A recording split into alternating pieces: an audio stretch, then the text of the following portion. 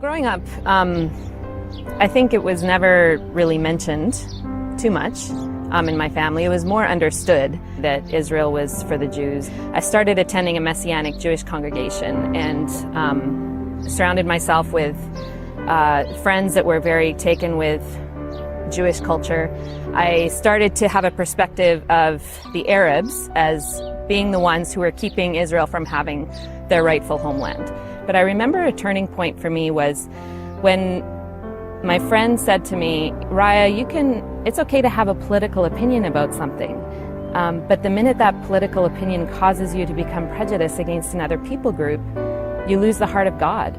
And I remember being really struck by that and really pierced to my heart on that whole thought line that I had, in a sense, really become prejudiced towards Palestinians because of the understanding that I had chosen to take of Israel, and more so because I had chosen to not educate myself further. At the heart of Judaism and Christianity is a love of neighbor and an extreme level of love of enemy.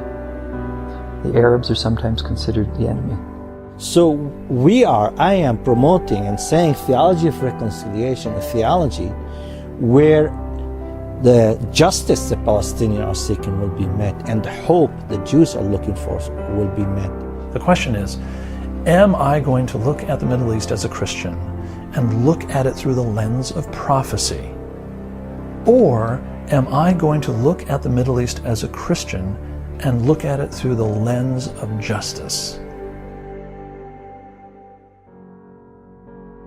We should recognize the Jews through the diaspora and through the Holocaust have been terribly mistreated, and Christians have participated in that mistreatment, which in some levels has been abysmal.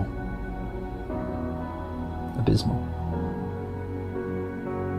So there should be an asking of forgiveness to the Jewish people for Christian attitudes over 2,000 years.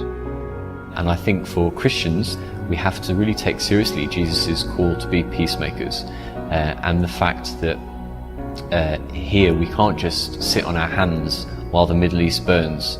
You know, there are things that we can be doing to help our brothers and sisters in Christ who are across the Middle East, as well as the Muslim people who live here too, and the Jewish people who live here. And they deserve peace. They're desperate for peace. We need to speak to the Israeli and Palestinians. Speak, hatred is not a solution. War is not a solution. Destruction is not a solution. We need to speak to those people and saying, your enemy, your neighbor, how you treat him reflect who you are, what truly you are.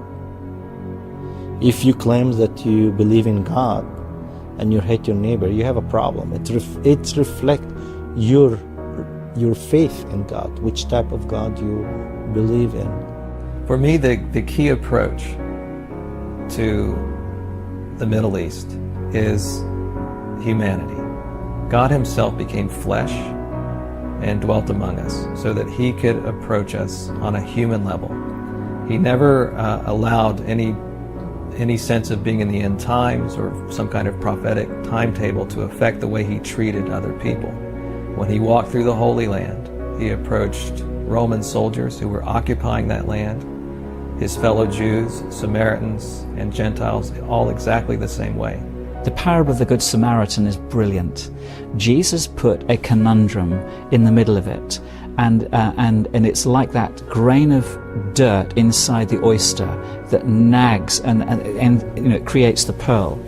The dilemma was that the religious leader said, who is my neighbor? He wanted Jesus to limit his responsibility. Who have I got to have responsibility for, and who can I ignore? Jesus told a story, and in the middle of the story is the conundrum, and that is the man who was beaten up and left. Jesus says he was naked and half dead. He was unconscious.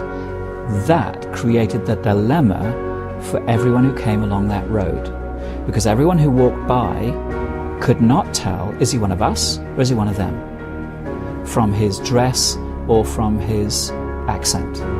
He was unconscious and naked. So Jesus created the perfect answer to the issue of human rights. The guy in the road was a human being. not one of us, not one of them. He's a human being. Are you going to stop? Are you going to help him or not? And who is it that stops? Jesus says one of the enemy, the Samaritans. He stopped.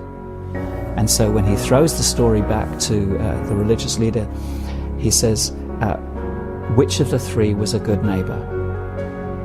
And the religious leader can't bring himself to say the Samaritan. He says, the one who had mercy on him. And so Jesus says, go and do the same.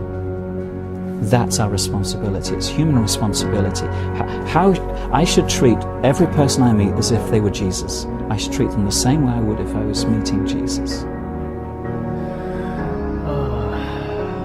الأمل في أمل لأنه إحنا عشنا هون كتير سنين وشفنا أشياء أكتر من الصور، بس في أمل إنه الأمل إحنا نتعلق مع الله.